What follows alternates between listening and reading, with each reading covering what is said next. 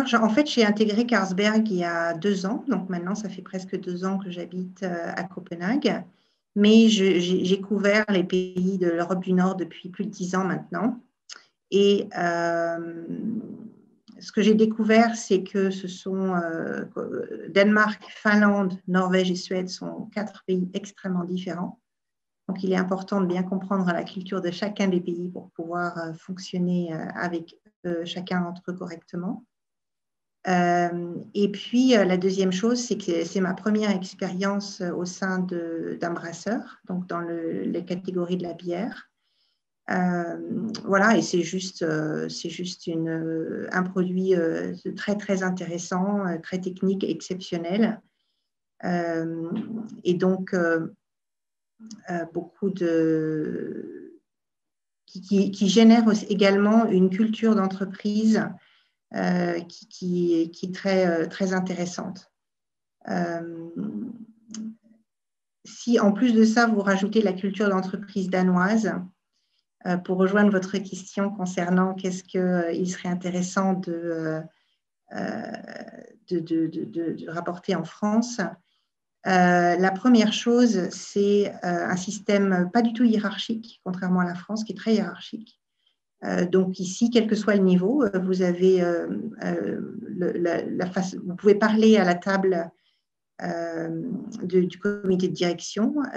Tout le monde a le droit à la parole et de la même façon. C'est très intéressant comment les différents niveaux hiérarchiques se considèrent entre eux. La deuxième chose, c'est l'égalité entre tout type d'individus. C'est vraiment très fort dans la culture.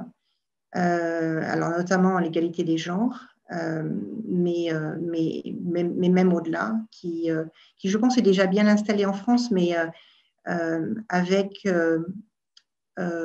quelques nuances en moins. C'est encore plus poussé au Danemark. Voilà. Et puis la troisième chose que je dirais, qui est également extrêmement intéressant, c'est l'harmonie. C'est une culture qui vit beaucoup en harmonie, où l'équilibre entre toutes choses est important, entre le temps en famille et le temps de travail. Et donc, il y a une qualité de vie qui est exceptionnelle. Voilà. Quand on travaille à Paris, ça va beaucoup plus vite. C'est bien aussi, mais c'est différent, c'est plus stressant.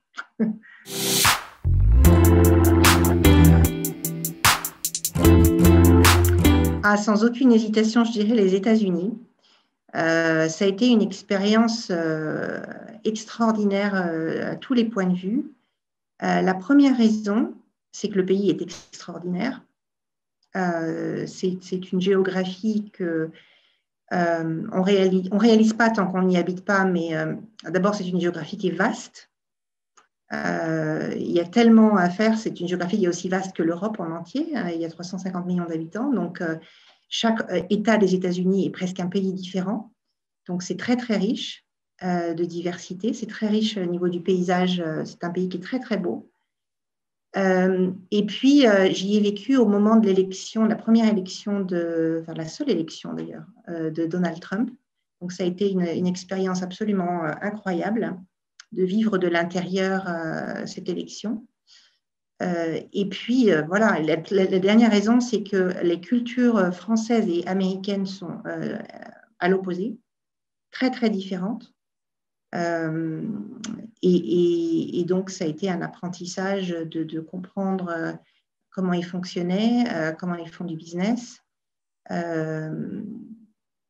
Et leur façon de réfléchir, c'est vraiment très, très riche. J'ai dirigé une équipe de 10 personnes là-bas. Et en plus, je n'étais pas basée ni dans le Grand Ouest, ni sur la côte Est, ni sur la côte Ouest, mais vraiment au milieu de l'État du Michigan, donc avec une population d'Américains du Midwest, on appelle ça. Et donc, voilà, dans mon équipe, j'avais un ancien vétéran des Marines, j'avais toute une population très différente et qui m'ont appris ce que c'était que la vraie Amérique, avec tous ces extrêmes, les côtés positifs et les côtés négatifs.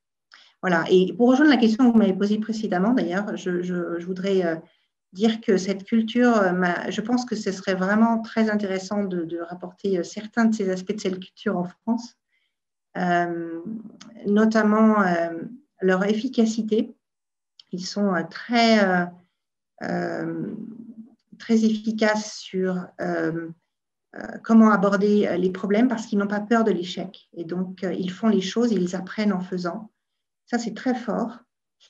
Du coup, ça va vite. C'est pas parfait, mais c'est pas grave, on fait. Et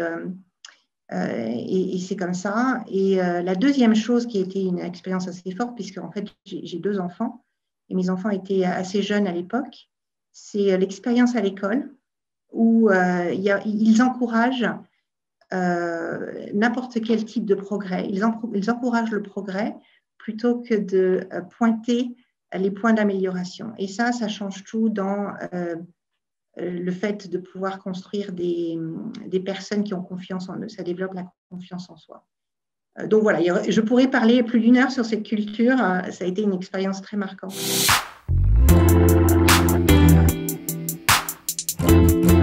Oui et non. J'y avais pensé parce que déjà à l'époque, ça me plaisait bien. Mais en fait, j'avais d'ailleurs postulé pour rejoindre des entreprises au UK, mais ça n'avait pas fonctionné. Donc, j'ai commencé ma carrière en France. Et puis, en fait, une fois que vous êtes parti à fonder une famille, c'est très difficile de gérer une double carrière avec votre conjoint. Et du coup, ça a été vraiment un enchaînement d'opportunités. Et quand c'est arrivé, j'ai dit oui.